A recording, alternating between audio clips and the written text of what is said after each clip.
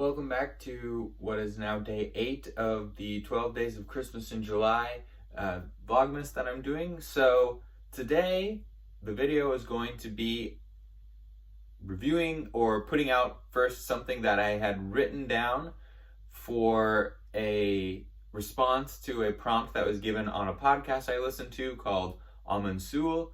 And for those who might recognize that or recognize the name Sul, that is from Lord of the Rings. So that's what the podcast is basically about, J.R.R. Tolkien, his works, going through especially Lord of the Rings and other associated works from that world, the Silmarillion, all the good stuff there. And basically the prompt was kind of in response to the Amazon show Rings of Power, which I heard had a $1 billion budget, something like that, right? So the prompt was basically, the podcast at the time was talking about the character Earendil, which if you know him, great. If not, I'll get into it a little bit. But basically the prompt was, if you had a $1 billion budget to make a TV show or a movie or something like that about him and his story, what would you do? I wrote a response to that prompt and sent it in to the podcast. So I have it still written down, the document. So I'm just going to read out part of that document. So I ended up going with the idea of doing a TV show first and then a movie kind of as the conclusion of the TV show, as sometimes will happen. And that's kind of the premise I did. So if you hear what I've written down and say like, oh, that doesn't sound like it cost $1 billion.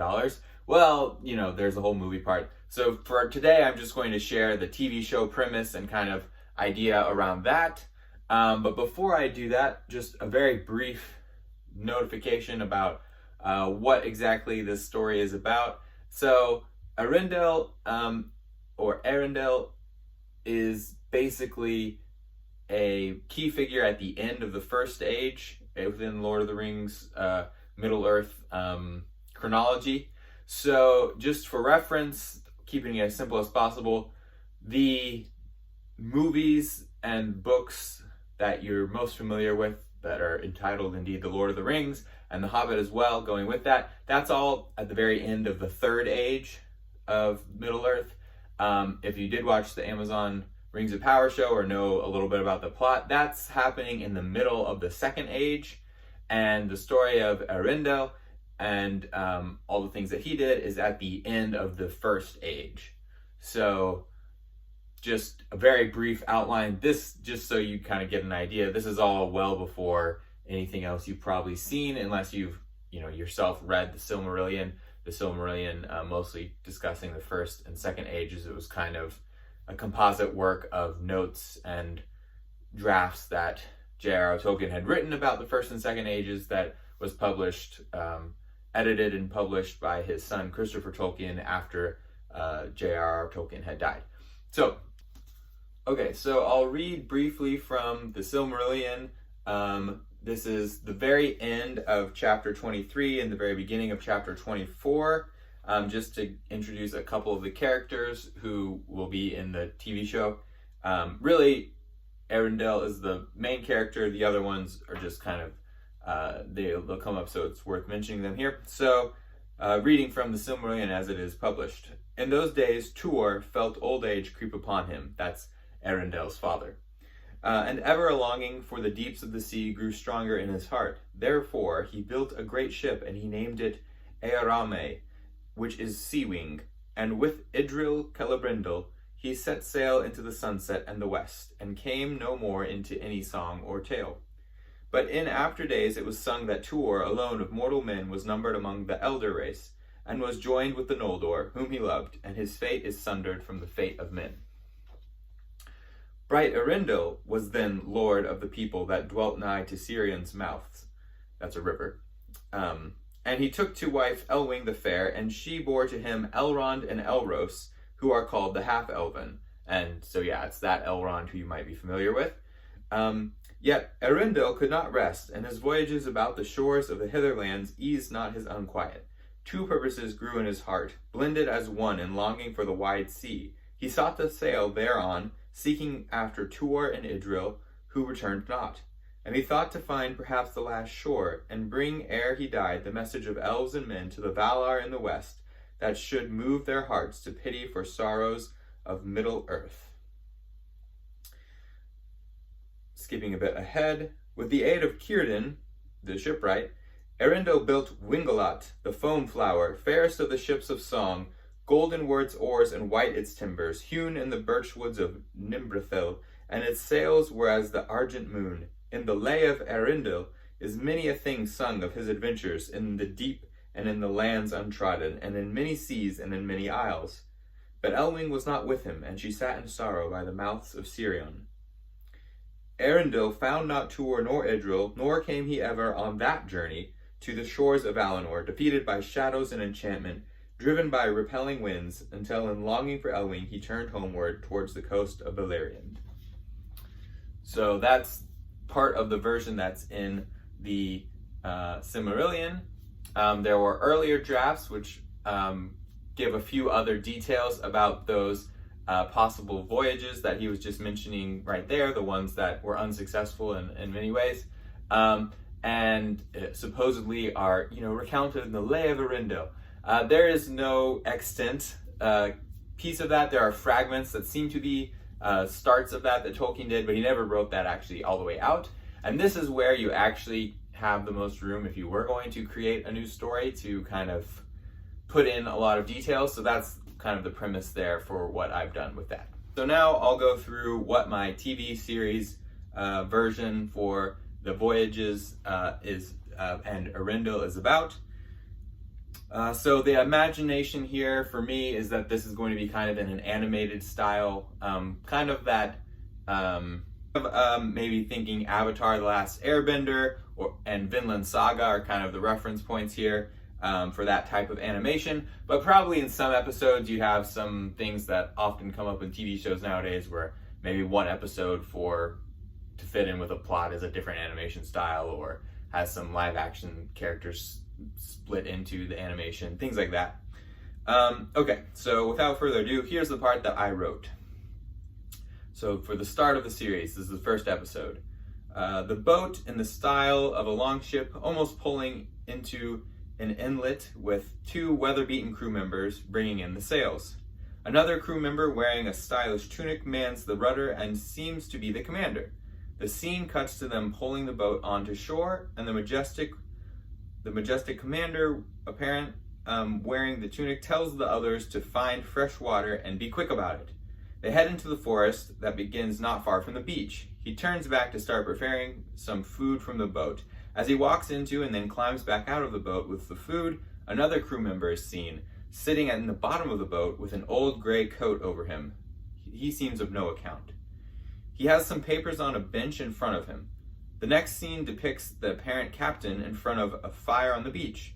The food is ready, but he looks agitated. The daylight is just starting to fade as he mutters that the others should have been back by now. He looks back toward the boat and gets up hesitantly before walking to the ship. He leans down to the hunched figure sitting in the bottom of the ship and says, "My lord, I am afraid that our companions may have come into danger." He looks upward and gives a slight shake of the head before continuing, "I know you're still recovering, but we might need you to." The hunched figure in a sudden motion throws off the blanket and is instantly standing. He towers over the other man, with his clothes radiant with gold and silver inlay. Without a word, the man leaps from the ship and dashes off into the forest. The next scene shows the old, well-clad sailor sitting by the campfire on the beach. Night has fallen. He sits facing the woods and stares intently. He hears a rustle, stands, and puts his hand on his sword. A sudden flash of movement that reflects the light of the campfire occurs, and he moves to draw his sword. The camera zooms in on his hand, but before the sword is unsheathed, another hand grabs his and stops it. The camera zooms out, and his mysterious lord stands in front of him, face to face. The other two companions straggle toward the campfire behind him. The old man relaxes and says, "As always, you move as swiftly as the steeds of Arome, my lord Earendil, and you have recovered the crew. It appears no great harm has come to them. It's a shame that there was not any water." The lord holds up a skin, full of water, and hands it to him. Only now does he release the old man's hand. Then he motions with his hands to get on board ship and cast off. The old man begins to protest this departure in the middle of the night, but is quickly silenced by the raised hand of his lord. Earendil says, "This island is too dangerous for us to stay any longer." They cast off and sail into the night. The next scene shows them all on board ship. The Lord Earendil looks at a map or chart laid out before him. He is sketching a small shoreline. The camera pans across the map and one sees the map's heading across the top, "The Voyages of Earendil." And then the theme song starts playing as the title floats off the map, morphing into a artistic font with the rest of the screen going black, and then the opening credit sequence starts. So that's a more in-depth look at the first episode, and the introduction specifically of the first episode, kind of introducing the characters. So I imagine the series would be something like 80 episodes with about 20 for 4 seasons. And this is based on some versions in some of the earlier versions of Earendil's Voyages. Fun fact about Tolkien is that there's not really canon for a lot of, especially the earlier things, because there's just different versions in existence that he wrote or never finished editing quite together. But anyway, some of those versions he has a few companions with him. So this is obviously drawing on that. And again, these would be the voyages that he makes where he's unsuccessful initially. There's the much more famous one, which if you've read the Silmarillion, you know all about, where he does kind of complete his mission. So the first season would mostly just kind of be random adventures, as with a lot of cartoon TV shows, where you just kind of have standalone episodes where it's a fun kind of adventure for each one. So some of them will be maybe entirely at sea, dealing with mists and fogs or storms, or just sailing through the straightforwardly. Some of the other ones would be, or maybe a few episodes out of the season might be like 2 or 3, where they're kind of on a particular island or dealing with a particular occurrence. So kind of like, this is kind of, in my mind, working parallel to the way that kind of Star Wars The Clone Wars works, where you have some episodes that are self-contained, some that are a 2 or 3 episode arc for a particular narrative. So that would be kind of what's going on there. A semi-regular occurrence is the encounter with or discovery of some of the elves that Turgon, who had been a king of one of the elven realms that has now been destroyed, had sent out from Gondolin. And they had never come back, so some of these Earendil will come across. Sometimes they're just, that's part of the plot, is that they're trapped in a certain way and they can't get out, or he finds like the remains of their journeys or something and kind of infers that they were there. And sometimes, maybe some of these elves have been, marooned on an island and kind of lost their minds, relatively speaking. So that's kind of what's going on.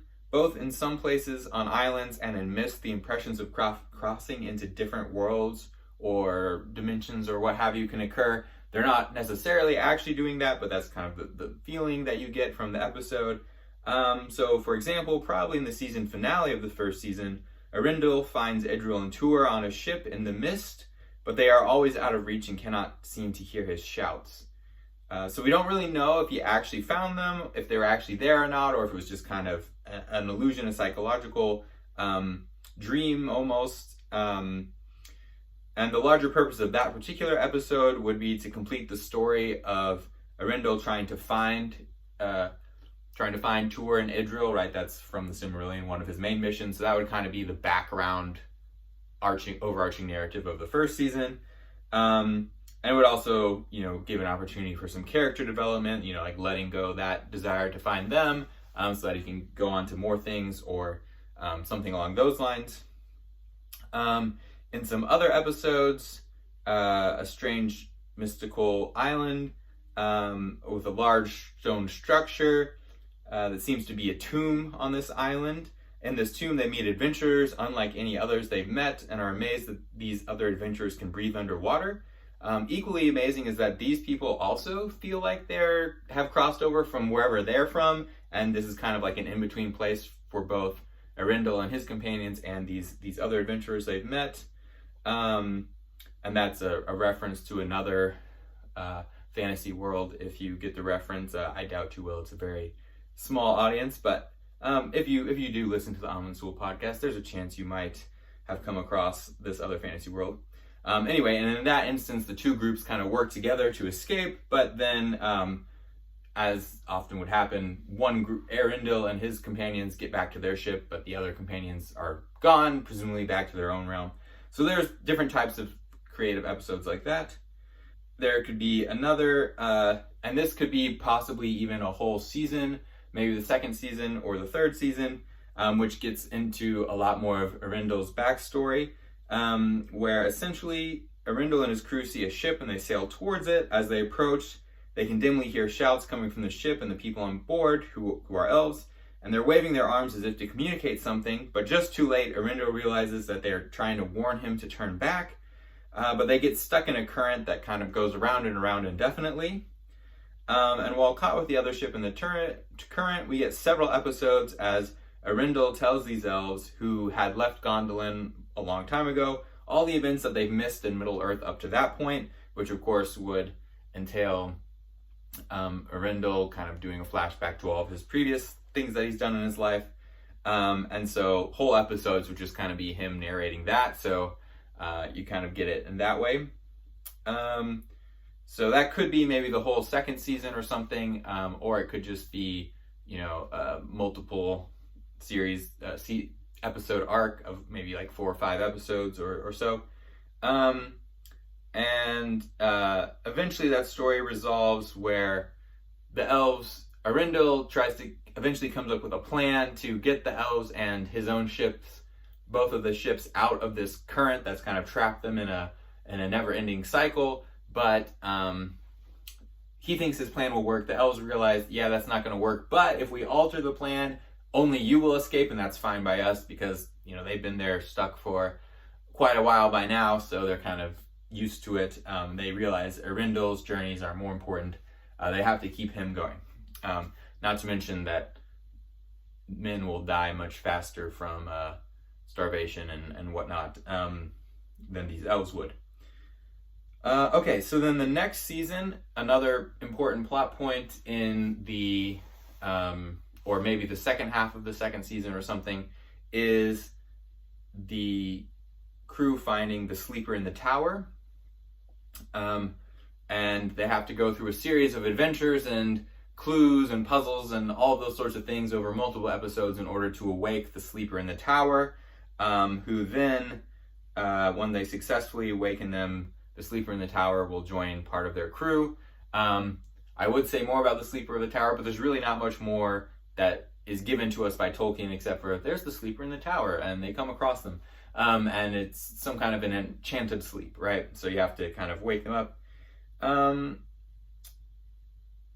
Yes, and then possibly for the third season, or I suppose, yeah, so either the third or the fourth season, or maybe the first half of the fourth season, after they've picked up the sleeper in the tower as part of their crew, they go to the south and they discover this taint that is darkening the land, and this is from Ungoliant, which, if you don't know Ungoliant, this is basically, if you know Shelob from the main Lord of the Rings stories, this is like a much bigger, darker version of that spider that they fight, except even more mystical and not even less like a real spider blown up into huge size. It's more of a kind of spirit that has a form of a spider and is very powerful in that way. And there are some other plot points too that there's some other background information as they kind of explore this area and kind of almost in a video game like way, advance through the different stages, working their way toward the final boss Ungoliant. Part in Morgoth's Ring, which is part of the History of the Middle-earth series, where it speculates that the orcs think they were made by Morgoth, but they were actually made through the dissonance of the music of Eru and Morgoth during the creation in the Ainulindale. And in this version of the telling, that's also going to be the origin of Ungoliant. And the sleeper in the tower can tell them that Ungoliant is not a Maiar, which is kind of a lesser god, but in fact is part of this just special category from the dissonance. And the reason, and so then it's optional that might be the end of the whole series, or depending on how we've split up the narrative so far, we might go on to have a fourth, and we probably should have a fourth season, or maybe this would just be kind of like finale part 2, where it's revealed that the sleeper in the tower is a Maya, that is one of these lesser gods, or, you know, that might not work as well with the whole legendarium, so maybe not do that, but at least as I've written it out, that's going to be the case. And we find out more about the sleeper in the tower. Of course, we got some of that already with the undoing the enchantments to wake the sleeper. And it hadn't come up before because the sleeper was more focused on directing Earendil's crew toward removing Ungoliant, because we find out the sleeper had a different purpose but had become sidetracked with this pursuit of revenge against Ungoliant. And this was partly why they hadn't questioned as much of the sleeper's motives and things. But now that they have defeated Ungoliant, is when things become a little tricky, and the sleeper actually becomes the antagonist for the final episodes or final season, depending on, again, how we're dividing this up.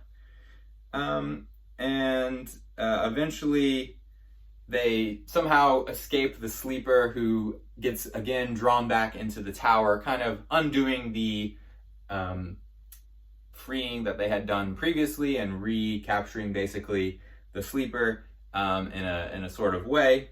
And then they eventually get back to back home, right? That's kind of the end, or they start heading back home is kind of the end of the show if we go with that route. So the TV show basically would not cover the most famous part of Earendil's story, but instead would be something more like The Adventures of Young Earendil. It's kind of like a prequel TV show. You know, sometimes people make those, if you've ever come across that sort of thing, like The Young Indiana Jones or something like that. And if we have a bunch of extra money, even after we make then the movie, that will be a live action movie that will come out afterwards, which I can make a separate video discussing that if people are interested. But yeah, so if we need to beef up the budget for the TV show, if we're like, we still got money to burn here, what you can do is, first of all, animating water, you can make that really expensive if you want to do it very fancy.